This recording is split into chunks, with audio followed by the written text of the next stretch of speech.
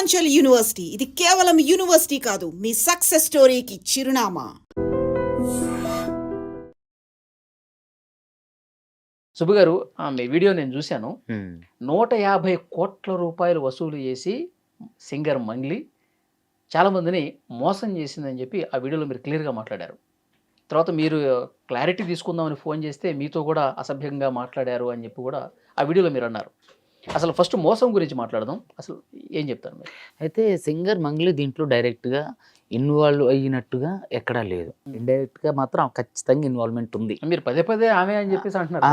వాళ్ళ తమ్ముడు ఇందులో మెయిన్ డైరెక్ట్ ఇన్వాల్వ్మెంట్. ఎవరైతే శివ ఎవరైతే ఉందో మంగ్లీ గారు వాళ్ళ తమ్ముడు, తను ఖచ్చితంగా దీంట్లో డైరెక్ట్ ఇన్వాల్వ్మెంట్ ఉంది.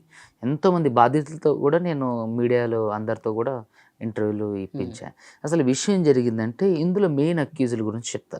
రమవత్ మధు, వాళ్ళ బావ పాల్దియే భరత్ చౌహాన్, వాళ్ళ సిస్టర్ పాల్దియే శైలజ చౌహాన్, తర్వాత ఈ శివ చౌహాన్ ఎవరైతే మంగ్లీ తమ్ముడు ఉండో, మంగ్లీ తమ్ముడు శివ చౌహాన్, తర్వాత మంగ్లీ, వీళ్ళు 5 మెయిన్. సో ఇక్కడ ఏంటంటే ఈ శివ చౌహాన్ అనే అతను ఒక ఫేక్ గోకుల్ నందన ఇన్ఫ్రాస్ట్రక్చర్ ఇండియా ప్రైవేట్ లిమిటెడ్ అని ఒకటి పెట్టుకుంది. కథ నడిపించిందంతా మంగ్లీ.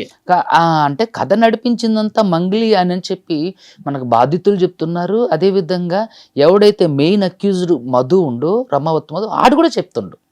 సో కాబట్టి ఆవిడ ఖచ్చితంగా డైరెక్ట్గా ఎక్కడ ఎవరో ఆవిడకి అంటే మాట్లాడినట్టు కొంతమందితో మాట్లాడింది, బాధితులు వాళ్ళు చెప్పారు అని కొంతమందితో మాట్లాడింది.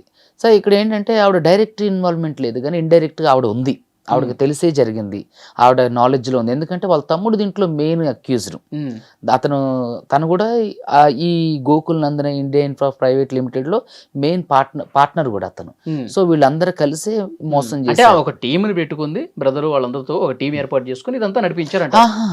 టీమును పెట్టుకుని నడిపించడం కాదు. ఇక్కడ ఏం జరిగిందంటే ఈ మధు అనేటోడు మొదటి నుంచి ఆది నుంచి ఫ్రాడ్ గాడు.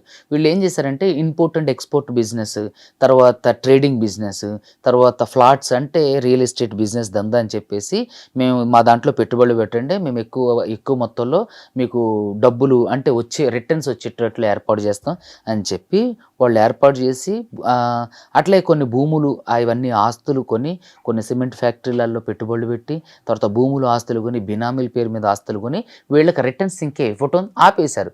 వీళ్ళ ప్రధాన ఉద్దేశం ఏంటంటే వచ్చినంత దండుకొని ఐపీ పెట్టి వెళ్ళిపోవడం. సో ఇట్లా జరిగిన ఈ క్రమంలో ఏం జరిగిందంటే ఒక 4 నెలల నుంచి ఎవరికి అంటే పెట్టుబడులు పెట్టిన వాళ్ళకి 5 లక్షల కంటే ఎక్కువ పెట్టుబడి పెట్టిన వాళ్ళకి 3 సెంట్లు ఫ్లాట్లు రాసేస్తామని ఈ మంగ్లీ తమ్ముడు శివ, తర్వాత ఈ మెయిన్ అక్యూజ్డ్ రమావత్ మధు, తర్వాత పాల్ది భరత్ చౌహాన్, పాల్ది శైలజ చౌహాన్, వీళ్ళందరూ కలిసి వీళ్ళకి ఆశ చూపించేవాళ్ళని. అప్పటి వరకు కూడా మీకు డబ్బులు తిరిగి వచ్చేంత వరకు మీకు ఇంట్రెస్ట్ కూడా ఇస్తామని చెప్పేసి అని చెప్పడం. ఇంట్రెస్ట్కి డబ్బులు తీసుకొని వీళ్ళ దాంట్లో పెట్టుబడులు పెట్టడం. తర్వాత పెట్టుబడులు పెట్టిన వాళ్ళకి 5 లక్షలు దాటిన వాళ్ళకి 3 సెంట్లు ఫ్లాట్ గిఫ్ట్గా రాసిటం, ఇట్లా అని చెప్పేసి పెట్టుకొని ఒక fake India Gokul Nandana India private limited some ఏదో పెట్టుకొని చేస్తుంటే దాంట్లో మంగ్లీ వాళ్ళ తమ్ముడు డైరెక్ట్గానే ఉండు. మీకు చాలా మీడియాకి నేను ఈ ఫోటోలు ఇచ్చా, ఇప్పుడు కూడా మీకు చూపిస్తా. ఏంటంటే మంగ్లీ వాళ్ళ తమ్ముడు ఇందులో ఆ ఇనాగ్రేషన్ ఫంక్షన్కి వచ్చిండు. ఇంకొక విషయం, మంగ్లీ బర్త్డే పార్టీ ఇష్యూలో కూడా ఈ మెయిన్ అక్యూజ్డ్ మధు ఎవడైతే ఉండో వాడుండు. సో వాడెవడో నాకు తెలియదు అంటుంది, కానీ నాతో మాత్రం ఫోన్లో మాట్లాడించింది. వాడి దగ్గర వెళ్ళి సార్న ఈ విషయం షార్ట్ అవుట్ చేసుకోండి, వాడు కూడా వచ్చి నన్ను కలుస్తున్నాడు. నేను ఒకటే చెప్పా, వాళ్ళంతా కలిసి నాతో మాట్లాడినప్పుడు నేను ఒకటే చెప్పా, బాధితులకు న్యాయం చేయండి. ఇప్పుడు ఎవరైతే నా దగ్గరకు 9 మంది వచ్చారో వాళ్ళ వరకు న్యాయం చేయండి, నేను ఇక్కడి వరకు దీంతో వదిలేస్తా అని అన్నా. అయితే వాడు వచ్చి నన్ను కలుస్తానని కలవకోకుండానే వెళ్ళిపోయిండు. అంటే అసలు కలవలేదు, వాడు కలవడు కూడా, అదంతా ఒక నాటకం, ఒక బోటకం అన్నట్టు. మనల్ని మంగ్లీనే చెప్పింది అంటున్నారు కదా, మధు అనే పర్సన్ మిమ్మల్ని కలుస్తారు, మధు అనే పర్సన్ మిమ్మల్ని కలుస్తాడు. మధు వెళ్ళి వాళ్ళ భాషలో మాట్లాడుకుంటూ వెళ్ళి సార్న కలు అని అంటే ఆడు నేను 6 గంటలకు వచ్చి కలుస్తాడు. ఏది ఈ వివాదం అంతా స్టార్ట్ కాకముందు, మీరు మీడియాకు రాకముందు. ఆ తర్వాత అతను వచ్చి కలవలేదు. ఆ తర్వాత నేను మీడియాతో కలవలేదు. మంగ్లీ నాకు ఫోన్ చేసింది చాలాసార్లు, నేను ఎత్తలేదు. మంగ్లీ మాట్లాడిన తర్వాత ఆవిడ యారగెంట్గా మాట్లాడింది. ఇక ఆ తర్వాత ప్రెస్ మీట్ పెట్టి అంత వివరాలు, ఈ వీడియోస్ ఇవన్నీ కూడా, ఫొటోస్ ఇవన్నీ కూడా మీడియా క్లిక్ చేయడం జరిగింది. అసలు విషయం ఏంటంటే ఈ రమావత్ మధు, పాల్ది భరత్ చౌహాన్, పాల్ది శైలజ చౌహాన్, ఈ శివ ఎవరైతే మంగ్లీ తమ్ముడు శివ చౌహాన్ ఉండో శివ చౌహాన్, తర్వాత ఇండైరెక్ట్గా మంగ్లీ, వీళ్ళు 5 కూడా దీంట్లో ముఖ్య పాత్రధారులు. సో వీళ్ళు ఏం చేశారంటే వీళ్ళు డబ్బులు వసూలు చేసి బినామీల పేర్ల మీద ఆస్తులు కొన్నారు. వీళ్ళకి డబ్బులు ఎలా పెట్టుబడి పెట్టారు జనాలు అందరూ అంటే, మంగ్లీ వాళ్ళ తమ్ముడే ఉంటే ఈడెవడైతే మెయిన్ అక్యూజర్ రమావత్ మధు ఉండో, నేను మంగ్లీ వాళ్ళ చెల్లిని చేసుకోబోతున్నా, చిన్న చెల్లిని, సో మేమంతా బంధువులు అయిపోతున్నాం, ఈవిడే మొత్తం మెయిన్, ఈవిడే చూసుకుంటుంది, మా ఇంకా చాలా పెద్ద పెద్ద వ్యక్తులు ఉన్నారు, మంగ్లీ కూడా ఉన్నారు అనేసరికి వీళ్ళందరూ ఏంటంటే నమ్మకంతో అందరూ ₹1,00,000 దగ్గర నుంచి 50,000 నుంచి 5,000 నుంచి 10,000 నుంచి 5 కోట్ల వరకు పెట్టారు. వీళ్ళు ఎక్కడెక్కడ వసూలు చేశారు? ఈడు భరత్ చౌహాన్ ఇప్పుడు ఎవడైతే ఈ మన మధు ఉండో, రమావత్ మధు, వాడు చుట్టుపక్కల తాండాల్లో ఒక 7-8 తాండాల్లో ఒక 150 కోట్ల వరకు వసూలు చేసిండు. వాళ్ళ చుట్టాలను కూడా మోసం చేసిండు. తర్వాత ఎవడైతే రమావత్ మధు ఉండో వాళ్ళ మామ ఒకడు ఉంటాడు, వాడు ఒక ప్రైవేట్ కంపెనీలో పనిచేసిండు, ఆయుర్వేదిక్ కంపెనీలో. ఆ ఆయుర్వేదిక్ కంపెనీలో పనిచేసిన వాళ్ళు అందరూ కూడా కర్నూలు, డోను, ఆదోని, గద్వాల్ ఇటువైపు ఏరియాలో ఉన్నవాళ్ళు. సో వాళ్ళ మావ ద్వారా అటు పరిచయాలు చేసుకొని డైరెక్ట్గా మధు, మన మంగ్లీ వాళ్ళ తమ్ముడు శివ చౌహాన్ ఇద్దరు కలిసి వెళ్ళి అక్కడ కలిసి కూర్చొని మాట్లాడి అందరితో ఇన్వెస్టర్స్తో మాట్లాడి అక్కడ నుంచి కూడా దాదాపుగా 12 కోట్ల వరకు అక్కడ వసూలు చేయడం జరిగింది. సో ఇవన్నీ వసూలు చేసి వీళ్ళందరూ బెనామీ పేరు మీద ఆస్తులు కొన్నారు. నేను మన ఎవరైతే బాధితులు ఉన్నారో వాళ్ళని అడిగితే మంగ్లీ గారి పేరు చెప్పారండి. మంగ్లీ గారు మేము కలిసి పబ్బు కడుతున్నాం కోకాపేటలో అని చెప్పారు. తర్వాత స్కూలు ఒకటి రన్ చేస్తాను అచ్చంపేటలో, మిర్యాలగూడలో ఒక హాస్పిటల్ రన్ చేస్తాను అని చెప్పారు సార్. రన్ చేస్తున్నారా ఆల్రెడీ? రన్ చేస్తాను అని చెప్పారు. ఇప్పుడు రన్ చేస్తాను, అందుకనే రన్ చేస్తున్నాం, దానికి పెట్టుబడులు పెట్టండి అంటే మేము పెట్టుబడులు పెట్టాం సార్. ఆవిడ మొహం చూసే పెట్టాం. కొంతమంది అయితే ఆవిడతో కూడా డైరెక్ట్గా మాట్లాడారు. తర్వాత ఈడెవడైతే రమావత్ మధు ఉండో, ఈ రమావత్ మధు డైరెక్ట్గా మంగ్లీ వాళ్ళ ఇంట్లో తీసిన వీడియోలు కూడా మనకు పంపించారు బాధితులు. రమావత్ మధు వాళ్ళ తమ్ముడు. ఇది మంగ్లీ వాళ్ళ ఇల్లు కోకాపేటలో, మంగ్లీ వాళ్ళ ఫ్లాట్ ఇది. ఓకే, ఇదిగోండి ఇక్కడ వీళ్ళందరూ అందరూ ఇందులో ఉన్నోళ్ళు ఇప్పుడు బాధితులు. ఓకే, వీళ్ళందరూ బాధితులు. సో ఆ రోజు మంగ్లీని కలిసే ఉంటారు కదా? కలిస్తే సెల్ఫీ ఇవ్వలేదంట. వీళ్ళు అడిగారు, వాళ్ళు అంత దూరం నుంచి వచ్చి మంగ్లీ ఇంటికే వచ్చి సెల్ఫీ అయితే రాలేదంట. ఆవిడ గదిలో ఆవిడే ఉందంట. సో ఇంట్లో ఉంది కానీ వీళ్ళని కలవలేదు. వీళ్ళు సెల్ఫీ అడిగితే, అంటే సెల్ఫీ తీసుకోవడానికి ఒక ఆయన ట్రై చేస్తే ఇట్లా చేయి అడ్డం పెట్టిందంట, వాళ్ళు సెల్ఫీ తీసుకోలేదు. సో ఇందులో అయితే మంగ్లీ గారికి డైరెక్ట్గా ఇన్వాల్వ్మెంట్ లేదు. కానీ వాళ్ళ తమ్ముడు చేసే, ఇప్పుడు ఎక్కడో ఇరాన్లో యుద్ధం జరుగుతుంటే ఇండియాలో తెలిసింది, వాళ్ళ మంగ్లీ వాళ్ళ తమ్ముడు అతనితో తిరుక్కుంటూ చేస్తుంటే తెలీదా ఏం చేస్తుండే వీడని.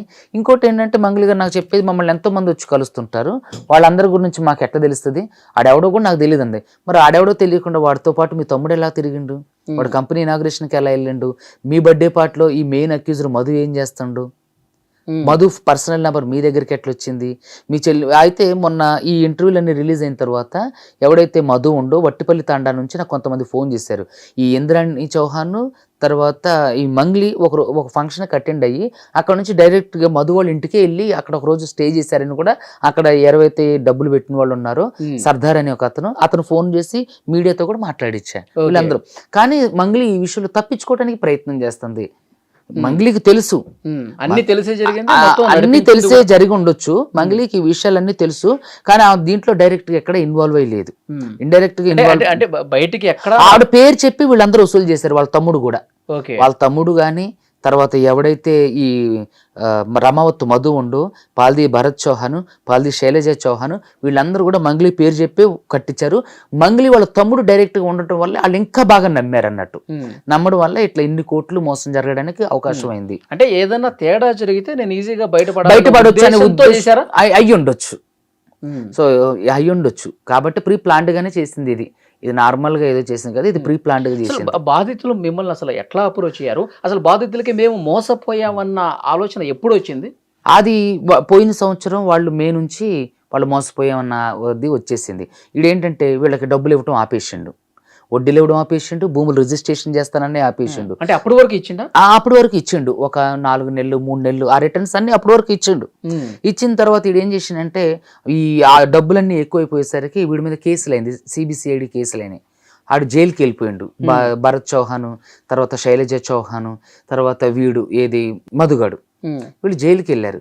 జైలుకి వెళ్ళేసరికి ఇక్కడ మొత్తం డబ్బులు ట్రాన్సాక్షన్స్ అన్నీ ఆగిపోయినాయి. వీళ్ళు ఏం చేశారంటే ఈ డబ్బులతో ఇక్కడ బాధితుల దగ్గర నుంచి వసూలు చేసిన డబ్బులతో బెనామీల పేరు మీద వాళ్ళ మధుగడ వాళ్ళ అక్కల పేర్ల మీద భూములు ఇళ్ళు అవన్నీ కొని రిజిస్ట్రేషన్ చేయించేసిండు.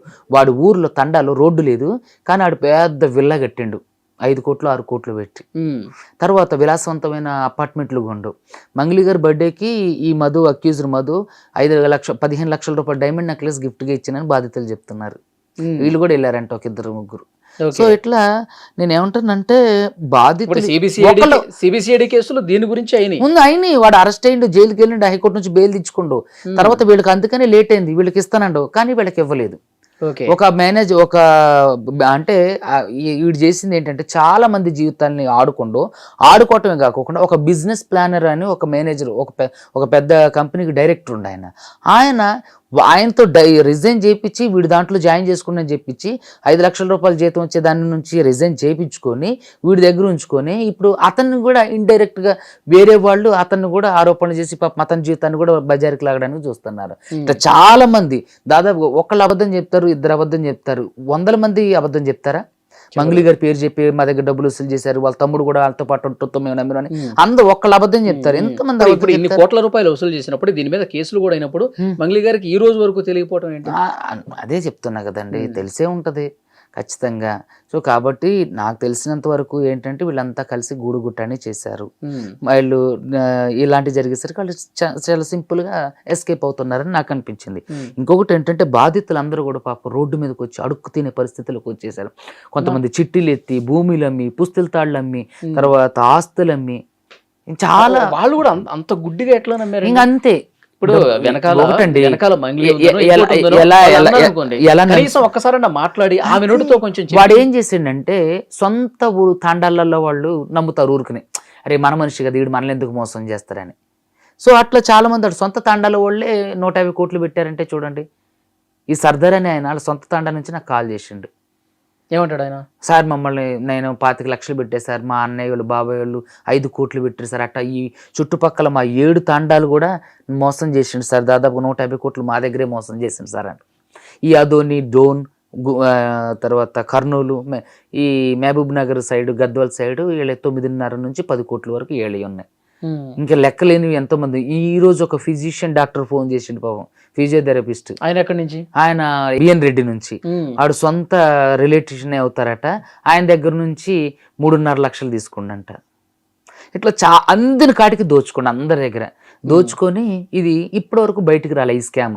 నేను బయట పెట్టిన తర్వాత ఇది బ్లాస్ట్ అయ్యి అన్ని మీడియా ఛానల్ ప్రధాన మీడియా ఛానల్ వచ్చి వాళ్ళు డబ్బులు కట్టలు పోసి లెక్క పెట్టారు.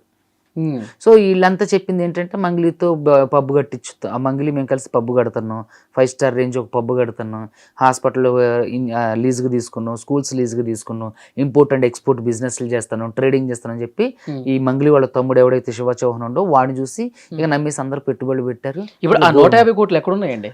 నాకు తెలిసినంత వరకు ఈ 150 కోట్లని బెనామీల పేరు మీద ఎవడైతే మధు ఉండో ఈ మధు కొంత డబ్బుల్ని కొన్ని కోట్ల రూపాయల ఆస్తుల్ని వాళ్ళ అక్కల పేరు మీద చెల్లెల పేరు మీద ట్రాన్స్ఫర్లు చేసిండు, వాళ్ళ పేరు మీద కొండవు. కొన్ని రకాల భూముల్ని కొంతమంది బినామీల పేరు మీద పెట్టిండు, వాళ్ళ అమ్మ పేరు మీద, అట్లా రకరకాలుగా చాలా మంది బినామీల పేరు మీద పెట్టిండు. సో వీళ్ళందరూ బాధితులందరూ కూడా 1.5 క్రితం నన్ను కలిసినప్పుడు ఈ అక్యూజ్డ్ మధు మీద కర్నూలులో ఎఫ్ఐఆర్ చేయించా. పట్టుకొని మరి ఎఫ్ఐఆర్ చేయించి పట్టుకొని మరి వీడియోలు తీపిచ్చి మీకు ఇది చేస్తా అది చేస్తా మీకు ఈ టైం లోపల మీ డబ్బులు కట్టేస్తా అని చెప్పి వాళ్ళకి ఫేక్ ప్రామిసెస్ చేసి వాళ్ళకి అందరికి ప్రామిసరీ నోట్లు. 1.5 క్రితం మీరు ఎఫ్ఐఆర్ చేసినప్పుడు ఈ స్కామ్ గురించి మీకు అప్పుడే తెలిసినప్పుడు నేను వెయిట్ చేస్తాను ఇంకా వివరాల కోసం, ఇంకా ఎవిడెన్స్ కలెక్ట్ చేసి. ఎందుకు ప్రెస్ మీట్ పెట్టలేదు అంటే ఇప్పుడు అది తప్పు కదండి. ఇప్పుడు దీంట్లో ఏది నిజాలని తెలుసుకోకుండా మనం ప్రెస్ మీట్ లో ఏమని చెప్తాం? సో నాకు ఎవిడెన్స్ వచ్చేంత వరకు మీరు ఎఫ్ఐఆర్ కట్టించారు కదా, అంటే నేరం చేశాడని చెప్పి. అయితే నేను ఏమంటానంటే ఆరోపణలు చేస్తే కదా ఆధారాలు కూడా చూపించాలి. మంగ్లీ నాకు సంబంధం లేదు, నేను చేయలేదు అని అన్నది. నేను అన్న మంగ్లీ గారు నాతో డైరెక్టర్ మాట్లాడినప్పుడు ఒక సినిమా డైరెక్టర్, ఒక అడ్వకేట్ సార్, పెద్ద అడ్వకేట్ సార్, మొన్న 3 రోజుల క్రితం ఒక పెద్ద సినిమా డైరెక్టర్, ఒక పెద్ద మ్యూజిక్ డైరెక్టర్, ఒక పెద్ద అడ్వకేట్ సారు, నేను మంగ్లీ ఉన్నప్పుడు నేను ఆడికి నాకు సంబంధం లేదంటది. ఆడు పర్సనల్ ఫోన్ నెంబర్ నుంచి నాకు ఫోన్ చేపిస్తుంది, మాట్లాడిస్తుంది. నేను అన్నా, సరే నీకు సంబంధం లేదంటున్నావు కదా, మరి వాడి మీద నీ పేరు చెప్పి నీ పేరు బదనాం అవుతుంది కదా, మరి వాడి మీద కేసు పెట్టు, కేసు ఫైల్ చేయించు. సిపి ఎవడో మేడిపల్లి స్టార్ అని ఎవడో గొట్టంగాడు ఎక్కడ పాపం ఏదో చిన్న చిన్న వీడియోలు చేసుకున్నోడు తిట్టిండని వాడిని సిపి సజ్జనార్ వరకు వెళ్ళి తీసుకెళ్ళాను తుక్కురేగ కొట్టించిన నీ పేరు చెప్పి ఎంత బదనాం చేస్తున్నాను అంటున్నావు కదా, నిజంగానే చేస్తాను కోట్ల రూపాయలు వసూలు చేసిండి కదా, మరి వాడి మీద ఎందుకని మీరు వెళ్ళి సిపి గారికి కంప్లైంట్ చేస్తలేరు అంటే నేను అన్నా, ఎందుకు కంప్లైంట్ చేయట్లేదు, నేను ఇవన్నీ పెట్టుకుని సుబ్బు గారు నాకు ఇబ్బంది అయితే సుబ్బు గారు అంటాను. అంటే మేడిపల్లి స్టార్ అనే ఒక చిన్నోడి మీద పెట్టడానికి నీకు టైం ఉంది, నీకు ఇబ్బంది లేదు, వీడి మీద పెట్టడానికి మాత్రం నీకు టైం లేదు, నీకు ఇబ్బంది అవుతుంది. ఇంకోటి ఏంటి, మరి ఆయన పట్టించు, మాకు ఆడ ఎక్కడ ఉండో దొరకట్లేదు, నిందితుల దగ్గర నిందితుడు బారిపోయి అసలు బాధితులకు దొరకట్లేదు, అన్ని ఫోన్లు స్విచ్ ఆఫ్, ఒక నంబర్ మాత్రం ఈ అమ్మాయి దగ్గర ఉంది, అదే నంబర్ ఆడికి కలుస్తుంది అని మాకు పట్టించండి అంటే, ఆడేవుడు నాకేం తెలుసు అంటే నేను ఎలా పట్టిస్తానని అంటుంది. సరే ఒక ఆడి మీద కేసు పెట్టంటే నేను పెట్టను అంటుంది. అసలు ఆడికి సంబంధించి మీరు ఫోన్ చేసినప్పుడు అంటే ఆవిడే ఫోన్ చేసింది, అంటే ప్రెస్ మీట్ పెట్టక ముందు కదా, ప్రెస్ మీట్ పెట్టక ముందు ఆవిడే ఫోన్ చేసింది. ఏమన్నారు, డిస్కషన్ ఎట్లా జరిగింది చెప్పండి. నేను ఇదే చెప్పా, అమ్మ ఇట్లా నీ పేరు వస్తుంది, మరి ఇది ఎంతవరకు నిజం ఎంతవరకు అబద్ధం నాకు తెలియదు, చూస్తే ఎవిడెన్స్ అయితే మీరు ఇండైరెక్ట్గా ఇన్వాల్వ్ అయ్యి ఉన్నారు, మీ తమ్ముడు డైరెక్ట్గా ఇన్వాల్వ్ అయ్యి ఉండు, వీళ్ళందరూ కోట్లలో మోసం చేశారంటే నాకు తెలీదు. అయినా మీ పేరేంటి, ఏంటి మీ పేరు అని మాట్లాడడం, నేను ఒక మినిస్టర్ పేరు చెప్పి సెంట్రల్ మినిస్టర్ పేరు చెప్పి ఆయన అడిగితే మీరు ఎవరో తెలియదు అన్నారు. మీరు వీడియోలో చెప్పారు కదా కిషన్ రెడ్డి గారు అన్న ఏంటి ఆయన ఎందుకు అడిగావు, నన్ను అడుగు కదా, ఆయనకేం తెలుసు, నేను సరే తెలియపోతే నేను ఏదో చిన్న అడ్వకేట్ అన్నా. మీరేంటి చిన్న చిన్న ఇంటర్వ్యూలు చేశారేంటి, నేను ఎందుకు ఫోన్ చేశాను, నువ్వేం మాట్లాడుతున్నావు అంటే ఆరోగెంట్గా డీఫ్రేమ్ చేస్తూ మాట్లాడింది అన్నట్టు. మాట్లాడి చేస్తే ఇక తర్వాత సరే అమ్మా నువ్వు చూసుకుందాం, కోర్ట్ ఆఫ్ లాలో చూసుకుందాం అని చెప్పి వచ్చి మీడియాలో పెట్టి మొత్తం ఎవిడెన్స్ అయినా కూడా మీడియాకి ఇచ్చా. అప్పుడు ఇక అందరితో ఫోన్లు చేయించడం, నాకు ఫోన్ చేయటం, మాట్లాడాలి, తీపించండి, వీడియోలు తీపించండి, నేను వెళ్ళిన దాకా ప్రెస్ మీట్ తర్వాత పెట్టి వెళ్ళి కూర్చొని మాట్లాడిన తర్వాత ఆవిడ దేనికి ఒప్పుకోవాలి అని బట్టించు, నాకు ఆడెవడో తెలియదు, మరి ఆడి మీద కేసు పెట్టు, నేను ఇవన్నీ పెట్టుకోను. ఎవడో ఒక చిన్న సాధారణంగానే అతనితో అన్నది అంటున్నారు కదా, నువ్వు వెళ్ళి కలవని చెప్పింది ఫస్ట్ రోజు ప్రెస్ మీట్ కు ముందు రోజు కలవమంది, అక్కడ కలవలేదు, ఆ అమ్మాయి 6 గంటకి మాట్లాడింది, నేను ప్రెస్ మీట్ పెట్టి వివరాలన్నీ మీడియాకి ఇచ్చేసాను. ఆ తర్వాత ఈ వీడియోలు తీపించమని చెప్పేసి నన్ను చాలా సార్లు కలిసి బ్రతిమలాడింది. నేను అన్నా సరే మీ తప్పు లేదండి, ఓకే అని పట్టించండి, ఆడెవడో నాకు తెలియదు, ఆడు నాకేం తెలుసు అంటలేదు. ఫోన్లో మాత్రం ఆ రోజు కూడా ఫోన్లో మాట్లాడిచ్చింది ఆడుతూ. వాడు డైరెక్ట్ గా మంగ్లీ ఇంటికి తీసుకెళ్లి మంగ్లీ అపార్ట్మెంట్ లో కూర్చోబెట్టి దిగిన ఫోటోలు వీడియోలు ఉన్నాయి, వాళ్ళ తమ్ముడు వీడియోలు ఫోటోలు ఉన్నాయి. మీరు ఏమి తప్పు చేయలేదంటే మీ దగ్గర ఆధారం ఉంటే మీడియాకి ఇవ్వండి పోనీ. ఓకే, మీరు కట్ల లెక్క పెడుతున్నారు కదా డబ్బు, అది ఎప్పుడండి, అది మొన్న అంటే 3-4 months అవుతుంది. అవన్నీ అంటే ఏ సందర్భం అది, అంటే మా దగ్గర ఇన్ని డబ్బులు ఉన్నాయి, మా టర్న్ ఓవర్ ఎంత ఉంది అని చెప్పి ఇంకా ఆశావాహుల్ని తెచ్చుకోవడం కోసం వీళ్ళు ఏం చేస్తారంటే, ఎవరైనా ఇన్వెస్టర్స్ వచ్చారు ఇన్వెస్ట్మెంట్ పెట్టడానికి, వాళ్ళని ఒక ఖరీదైన హోటల్కి తీసుకెళ్ళి ఖరీదైన ఫుడ్ ఆర్డర్ చేసి తినిపించి టిప్పు ఒక 10,000 ఇస్తారన్నట్టు. టిప్పు 10,000 దాంతో చూసిన ఆశావాహుడు వీడు ఎంత ఎదిగిపోయిందా 10,000 టిప్ అని కంగారు పడతారు, బొట్లో పడతారు, ఆ తర్వాత రోడ్డు మీద పడతారు ఆశావాహుడు. సో ఇట్లా చాలా వరకు ఇవన్నీ చేసి స్కాములు చేసి చేసిన డబ్బులన్నీ కూడా. ఇంకోటి ఏంటంటే నిందితులు హేమాకాంత్ రెడ్డి ఏమంటుండో, తర్వాత కొంతమంది మీడియాలో చెప్పిన వాళ్ళు ఏమంటున్నారంటే ఈ దీంట్లో డబ్బు మంగ్లీ గారి వాళ్ళ దగ్గరే ఉండొచ్చు సార్ అని చెప్పేసి అన్న. అది ఎంత వాస్తవం మనకు తెలియదు, తప్పు. ఇప్పుడు మీ దగ్గరకు వచ్చిన బాధితులు ఏం కోరుకుంటున్నారు, వాళ్ళకే వాళ్ళ డబ్బులు తిరిగి ఇప్పించండి సార్, మాకు చాలు, మాకు కోర్టులో కేసులు కూడా వద్దు, ఇప్పిస్తే మేము వాపస్ తీసుకుంటాం, ఇప్పించకపోతే కోర్టులో కేసు వేయండి సార్, మా డబ్బులు మాకు రావడంతో పాటుగా వాళ్ళు చేసిన తప్పుకి శిక్ష కూడా పడాలి అంటున్నారు. ఈ బాధితుల్లో మంగ్లీ బంధువులు ఎవరైనా ఉన్నారా? మంగ్లీ బంధువులు లేరు బాధితులు. మోసపోయిన వాళ్ళలో వాళ్ళు కూడా ఉన్నారన్నారు కదా మీరు. మధు బాధితులు ఉన్నారు, రమావత్తు మధు బంధువులు ఉన్నారు. మెయిన్ అక్యూజ్డ్ ఎవరైతే ఉండో ఈ రమావత్తు మధు, పాల్ది భరత్ చౌహాన్ వీళ్ళు ఎవరైతే ఉన్నారో అందులో రమావత్తు మధు గడలో బెస్ట్ ఫ్రెండ్స్ ఉన్నారు. ఆడు 10th ఫెయిల్ మళ్ళీ రమావత్తు మధు ఇన్ని కోట్ల ఫ్రాడ్ చేసి స్కామ్ చేసిన రమావత్తు మధు 10th ఫెయిల్ చూడండి. సో కాబట్టి దయచేసి జనాలను కూడా చేసే విజ్ఞప్తి ఏంటంటే, ఇలాంటి మైక్రో ఫైనాన్స్కి సంబంధించిన విషయాల్లో జాగ్రత్తగా ఉండండి, అప్రమత్తంగా ఉండండి. కాయ కష్టం ఇందులో చాలా వరకు కూడా మధ్యతరగతి బిలో పావర్టీలో ఉన్న వాళ్ళే ఉన్నారు. సో కాబట్టి అవును, వాళ్ళు రూపాయి కూడబెట్టుకొని కూడబెట్టుకొని చేసుకున్న వాళ్ళు. కాబట్టి జనాలు అందరూ కూడా మైక్రో ఫైనాన్స్ నమ్మకండి. దయచేసి ఇలా సెలబ్రిటీల పేర్లు చెప్పి డబ్బులు వసూలు చేసే వాళ్ళకి నమ్మకండి. సెలబ్రిటీ పేర్లు చెప్పి డబ్బులు వసూలు చేస్తున్నారంటే ఎంతో కొంత వాళ్ళ ఇన్వాల్వ్మెంట్ ఉండకుండా జరుగుతుందా? సో కాబట్టి జనాలందరూ కూడా అప్రమత్తంగా ఉండండి. కాయ కష్టం చేసుకుని సంపాదించుకున్న డబ్బులు, ఆరుగాలం కష్టపడి సంపాదించుకున్న డబ్బులు ఎవడో తినడానికి ఎవడికో ఇవ్వకండి. దయచేసి పెట్టుబడి కూడా ఒక నమ్మకమైనటువంటి కంపెనీలలో పెట్టుకోండి. అసలు పెట్టుబడులే పెట్టొద్దు, బ్యాంకులో దాచుకోండి, ఏదైనా భూములు ఆస్తులు బంగారాలు కొనుక్కోండి. అదే నా అడ్వకేట్ గా ఏంటి మీ నెక్స్ట్ కార్యాచరణ ఏంటి? హైకోర్టులో కేసు ఫైల్ చేస్తున్నాం అండి, అందరినీ అక్యూజులుగా చేసి. ఇక ఏం జరుగుతుందో చూడాలి విచారణ. అంటే మంగ్లీ గారు భయపడి వెనక్కి తగ్గి మీతో మళ్ళీ కాంటాక్ట్ లోకి వచ్చి కాంప్రమైజ్ ఏం లేదండి. ఇక ఇప్పుడు ఇంతకు వచ్చిన తర్వాత ఏదున్నా కోర్ట్ ఆఫ్ లాలో తేల్చుకోవటమే ఖచ్చితంగా. ముందుకేనండి. క్లయింట్లకి డబ్బులు వాళ్ళకి చాలా అవకాశం ఇచ్చాం, వాళ్ళు ఎవ్వరూ దాన్ని వినియోగించుకోలేదు. మధుగడికి అవకాశం ఇచ్చాం.